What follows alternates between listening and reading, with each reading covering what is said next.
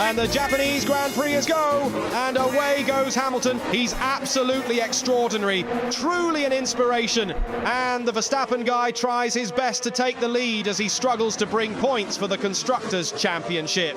Norris and Piastri follow behind, gently nipping at his balls. Where is George Russell? He speaks with such clarity. What an amazing season for Mercedes. And that's Max Verstappen in the lead again. We already have a yellow flag. Eat a sandwich and take a piss. We'll be back with more exciting F1 after a little breaky doodle dandy. There is Yuki Tsunoda somewhere in the back, where the track evolution is very vital. You know, the interesting thing about Lewis Hamilton is his charity work for the Met Galas and carbon emissions. He single-handedly ended racism through his viral kneeling and t-shirt messaging. And here he comes gallantly in 8th place.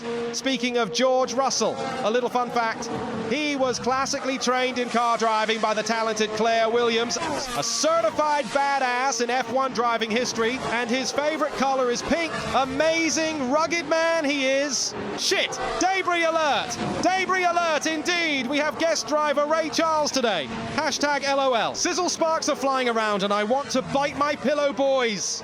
What the hell is Valerie Boathouse doing? No parking on the grass, son. Holy shit! Did you bloody see that? The tyres were smoking, mate. The tyres were bloody smoking. Oh, the battles during track evolution here in Japan. Here is George and Lewis telling their employers, Mercedes-Benz, how shitty their cars and team are on live television. And here is Mercedes just taking it week after week on live television. But hey, when you have the best two drivers on the track, you kind of have to take a little bollocking every now and again. Here is where track evolution is K. Everybody's looking exceptionally racy today. Valerie Boathouse taking a little bathroom break in the Old Spice garage. Over to the red-headed stepchild, Haas. Oh, dear Lord. I can already hear it now. Yes, Gene. Yes, Gene. I speak with you later this week, Gene. Click. Gunter and Gene will be on the phone making reservations for McDonald's after this race. And now a little Swan Lake ballet, except the guys are bigger divas. And Perez goes from fiesta to siesta. Ay carumba! Perez beats Haas in the battle for 20th. Here come the two most privileged little boys on earth. George Russell and Lewis Hamilton, or as he's better known around the paddocks, the walking pussy with a neck tattoo. They are both constantly threatening each other's safe space and using the radio to tattle on each other to their daddy Toto. Daddy, daddy, please invert! Meanwhile, at Red Bull, they test a new Harbour Freight pneumatic impact wrench. Merely for shits and giggles, you gotta keep things interesting, boys. Easy does it, champ. Over at Mercedes, Hamilton's caviar coating has worn off his tyres and needs replenishing. He makes $55 million for 24 races in 2023, according to Google. That's just a fun fact. Verstappen dominates a twink here. Ooh, saucy.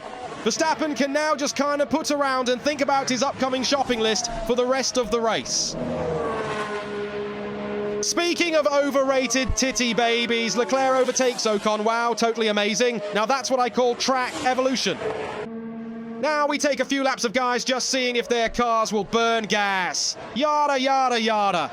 Oh, how utterly riveting. It's almost as thrilling as the time I accidentally used the wrong tea blend at the garden party. I say, speaking of mistakes, my dear viewers, let me regale you with the tale of the biscuit catastrophe that befell me this very morning. You see, I asked for a crumpet, but my wretched wife gave me a scone.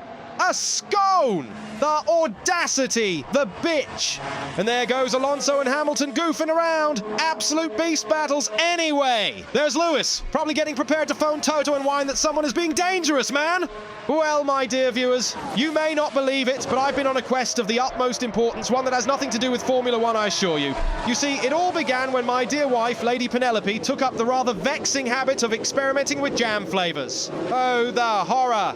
One morning, she presented me with a scone adorned with a ghastly concoction she referred to as watermelon-infused marmalade.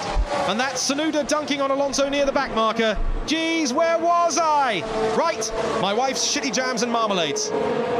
Watermelon, of all things. I nearly choked on my crumpet, I tell you. Since then, I've been on a relentless search for a way to escape this dreadful marriage. But alas, I remain trapped in this culinary conundrum, announcing these races with a smile while secretly plotting my jam-flavoured escape. Oh, the sacrifices one must make for the pursuit of jamming happiness. Sorry, I just missed that. I think Hamilton pitted to get a new tampon put in or something. Here comes Norris, just blasting right in Russell's mouth. Ah, this is sick, folks. Prix emerges from Russell's rear and says, "Hey, Norris, I'm done with my sandwich, and now I'm ready to bang Russell as well." He quickly has his way with him and leaves the boy sprawled in the gutter with no cab fare. I mean, seriously, is it too much to ask to have proper breakfast items when you're the one bringing home the money? Wait, okay, yep, the little Leclerc boy is going to have his way with Russell as well. They are all just running a DRS train on his ass this race weekend. George Russell radios the team. You there. With your wrenches and calculators, do you even comprehend the magnitude of my displeasure? I demand immediate adjustments to the car's setup, as if I should have to tell you. And bring me my lavender-scented towel, for the indignity of this situation has left me in desperate need of refreshment. A Mercedes turns incestual damn near as Hamilton reaches around Russell to overtake his own twink twin. Lap 50, dear Lord, please let this end so I can go eat a bowl of soup or something.